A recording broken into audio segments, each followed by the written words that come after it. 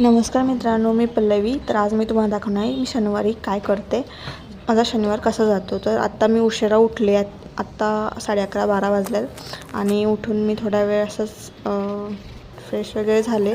कपडे होते एवढे सगळे धुवायला, मग ते धुतलीत आणि आंघोळीच्या अगोदर मला हे सगळे कामं आटपलेत ना की मला बरं वाटतं. कारण का आंघोळीच्या अगोदर मग बाथरूमची जी काही कामं असते ते मी करून घेते पटदिशी. मग आंघोळ वगैरे केली आणि त्यानंतर मग मी घरात आले. ॲक्च्युली काम करायला झाडून मारला. बाहेर इतका पाऊस पडत होता ना की थंड हवा सुटली होती आणि थंडी वाजत होती मला खूप जास्त.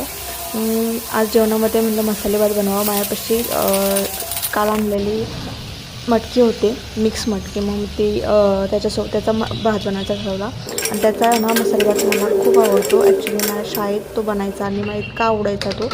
तर मी तो ट्राय करते बनवायचा, पण तसा मला बनवता येत नाही. त्यांच्या हातात खरंच खूप छान चव होती. आणि त्यानंतर मी दोडक्याची चटणी बनवली. सेम ठेचा टाईप बनवली. इतकी तिखट झाली होती, मस्त लागत होती. आणि त्यानंतर ना जेवण वगैरे केलं. जेवण झाल्यानंतर ना हे बेडच्या शेजारचा एरिया आहे तो मला जरासा क्लीन करायचा होता. खूप सारे पार्सलचे बॉक्सेस वगैरे पडले होते, मग ते क्लीन करून घेतले. मेकअपचा बॉक्स होता तोही नीट करून ठेवला, व्यवस्थित लावून घेतले जिथं तिथं. आणि थोड्या वेळ असंच मग मी टाईमपास केला. थोडेसे माझे सिरीज बघितले, के ड्रामास वगैरे, आणि असाच दिवस घालवला.